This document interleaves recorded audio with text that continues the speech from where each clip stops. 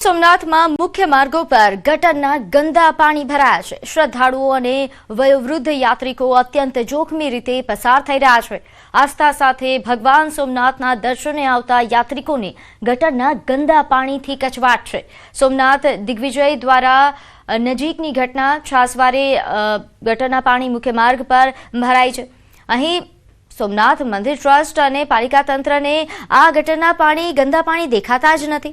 યાત્રાધામમાં ગંદકીના કાયમી ઉકેલ માટે કોઈ વ્યવસ્થા જ નથી।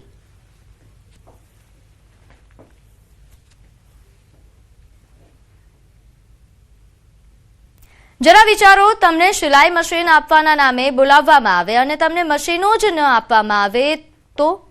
બસ આવું જ કંઈક બન્યું પાટણ જિલ્લામાં। સમાજ કલ્યાણ હેઠળ સામાજિક ન્યાય સમિતિ દ્વારા સિલાઈ મશીન વિતરણનો કાર્યક્રમ યોજાયો। નેતાઓએ ફોટા પડાવ્યા, પણ જ્યારે મશીન આપવાનો વારો આવ્યો ત્યારે ડીડીઓએ વિતરણ અટકાવી દીધું, જેથી લાભાર્થી મહિલાઓમાં ભારે રોષ વ્યાપ્યો। મહિલાઓ વહેલી સવારથી જ આવીને કલાકો સુધી બેઠી રહી અને બાદમાં અચાનક મશીનો આપવાની મનાઈ કરી દેવામાં આવી। આ અંગે જાણ થતાં ધારાસભ્ય કિરીટ પટેલ આવી પહોંચ્યા અને તેમણે સીધો આક્ષેપ કર્યો કે અધિકારીઓની જો હુકમીના કારણે ગરીબ બહેનો સાથે અન્યાય થયો છે।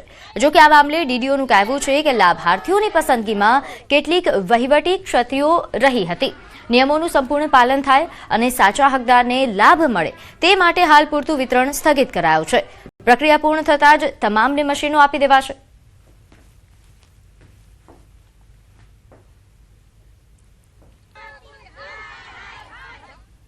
તો અત્યારે અમે સવારના 11 વાગ્યાના આવેલા છીએ। અમને એવું કીધું કે ત્યાં આવી જાઓ, તમને વિતરણ કરવાનું। 5 તારીખે અમને ટપાલ બી આપી, અમે અંદર ગયા, પણ એ લોકોએ એમનું સન્માન કરીને ત્યાંથી બહાર નીકળી ગયા। પછી એવું કીધું કે તમને હવે મશીન આપવામાં આવશે નહીં। અમે સવારના એ લોકો જોડે હેરાન થઈ ગયા છીએ, બધા જ ખાધા પીધા વગર।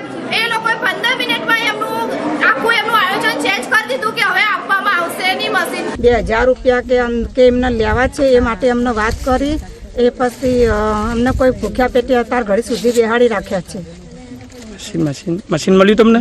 સિલાઈ મશીન મળ્યું, અમારી મશીન જોઈએ છે ને અમે અત્યારે લીધા વગર જવાના નથી। બધાનું સ્વાગત કરી હવે એક કોલ આવ્યો, કોલ આવીને બધા શીખવું બધા ફરાર થઈ ગયા, જતા ગાયબ થઈ ગયા। પછી બધી બહેનો અમે રાહ જોઈ જઈને બેસી રહે કે આલશે અમન હંચો આલશે।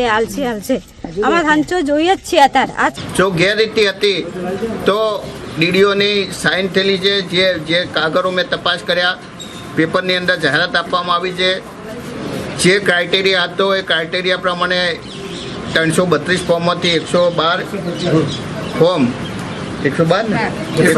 ફોર્મ એ પસંદ કરવામાં આવ્યા છે અને બોલાવ્યા પછી આ રીતે બહેનોને હેરાન કરવી એ યોગ્ય નથી। જે લાભાર્થીઓને ક્રાઇટેરિયા નક્કી કરવામાં આવેલા સિલેક્ટ કરવા માટેના, એ ક્રાઇટેરિયામાં કોઈક અમુક ખાસ સભ્યોના સગાઓને અથવા અમુક ખાસ ગામોને પ્રાધાન્ય આપવામાં આવેલું છે અને ન્યાયપૂર્ણ રીતે ક્રાઇટેરિયા મુજબ સિલેક્શન થયું નથી। તેથી ખોટા લાભાર્થીઓને સિલાઈ મશીનનું વિતરણ ના થાય અને સાચા લાભાર્થીઓ રહી ના જાય એવા હેતુથી આ હાલ પૂરતું વિતરણ સ્થગિત કરવામાં આવેલું છે। સમાચારમાં આગળ વાત કરીએ। થોડા સમય પહેલા કોંગ્રેસ નેતા પાલ આંબલિયાએ સ્લેબને લઈને સવાલો કર્યા હતા અને તેમણે પીજીવીસીએલ પર ગંભીર આરોપો કર્યા। સ્લેબમાં ગ્રાહકો છેતરાયા હોવાના આક્ષેપો તેમણે કર્યા હતા, જે અંગેનો વિડીયો પણ વાયરલ થયો હતો। આ અંગે પીજીવીસીએલના એમડી કેતન જોશીનું નિવેદન સામે આવ્યું છે। તેમના જણાવ્યા મુજબ વાયરલ વિડીયોને સત્યથી વેગળો ગણાવ્યો। ગુજરાત ઇલેક્ટ્રિસિટી રેગ્યુલેટરી કમિશનના નિયમો મુજબ જ બિલિંગ થાય છે। સામાન્ય ગ્રાહકોને દર મહિને બિલ આપવાની વ્યવસ્થા છે। આ ઉપરાંત 1 મહિને કે 2 મહિને બિલ આવે પણ રકમમાં કોઈ તફાવત પડતો નથી। ગ્રાહકોને વારંવાર પેમેન્ટ માટે ધક્કા ન થાય તે માટે દ્વિમાસિક બિલિંગ રાખ્યું છે।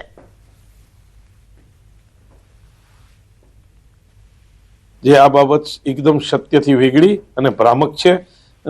ગુજરાત ઇલેક્ટ્રિસિટી રેગ્યુલેશન કમિશનના જે હુકમ અને સપ્લાય કોડ છે તે મુજબ દરેક યુનિટના સ્લેબ નક્કી કરવામાં આવ્યા છે અને આ સ્લેબને બાય મંથલી સાયકલ બિલમાં, એટલે કે 6 કિલોવોલ્ટ અને 3 ફેઝ કનેક્શન ધરાવતા હોય એને મંથલી બિલ આપવામાં આવે છે અને એનાથી ઓછો લોડ ધરાવતા હોય એને બાય મંથલી, એટલે કે 2 મહિને એકવાર બિલ આપવામાં આવે છે।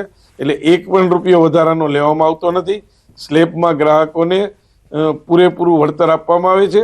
કોઈ પણ સ્પષ્ટતા જરૂરી લાગતી હોય તો અમારી કચેરીમાં આવી અને અમારા કચેરીનો સંપર્ક કરશે તો તમને સ્લેબ વાઇઝ એમની ગણતરીનો ખ્યાલ પણ આપવામાં આવશે. દ્વારકાના ખંભાળિયામાં ટેમ્પો અને બાઇક વચ્ચે ગંભીર અકસ્માત સર્જાયો. પૂરપાટ ઝડપે આવતા ટેમ્પોએ બાઇક સવારને અડફેટે લીધો. અકસ્માતમાં બાઇક સવારનું ઘટના સ્થળે કરુણ મોત નીપજ્યું. ઘટનાની જાણ થતાં ખંભાળિયા પોલીસે અકસ્માતનો ગુનો નોંધી વધુ તપાસ હાથ ધરી છે. ટેમ્પો ચાલકની બેદરકારી અને જોખમી ડ્રાઇવિંગના કારણે અકસ્માત સર્જાયા હોવાની લોકોમાં હાલ ભારે રોષ વ્યાપ્યો છે.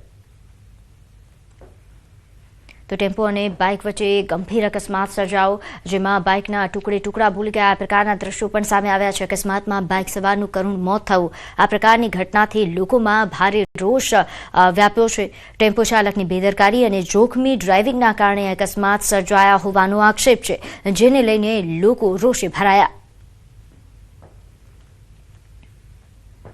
તો હાલ જે આ દ્રશ્યો સામે આવ્યા છે, નોંધે છે કે અકસ્માતમાં બાઇક સવારનું કરુણ મોત થતાં પરિવાર પર આભ ફાટી ગયું છે. અને આ પ્રકારે ટેમ્પો ચાલકોની અવારનવાર આ પ્રકારે જોખમી ડ્રાઇવિંગના કારણે અકસ્માતોની ઘટના બનતી હોય છે. ત્યારે આ પ્રકારની ઘટના ન બને તેના માટે ટ્રાફિક પોલીસ દ્વારા કડક કાર્યવાહી થાય તેવા પ્રકારની માંગ.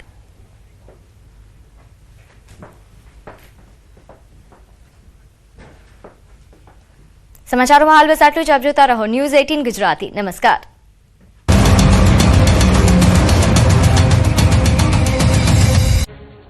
ગુજરાતમાં ઉનાળાએ સત્તાવાર રીતે દસ્તક આપી દીધી હોય તેમ તાપમાનમાં ધરખમ વધારો જોવા મળી રહ્યો છે. માર્ચના પ્રારંભથી જ ગરમીનો પારો છટક્યો છે. તાપનું ટોર્ચર શરૂ થઈ ગયું છે. મોટાભાગના જિલ્લાઓમાં તાપમાનનો પારો 35 ડિગ્રીએ પહોંચી ગયો છે. રાજકોટમાં તો તાપમાન 40 ડિગ્રીને અડું થઈ રહ્યું છે.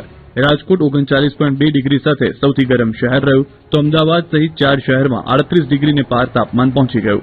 અમદાવાદના શહેરીજનોને અંગ બજારથી ગરમીનો અનુભવ થઈ રહ્યો છે.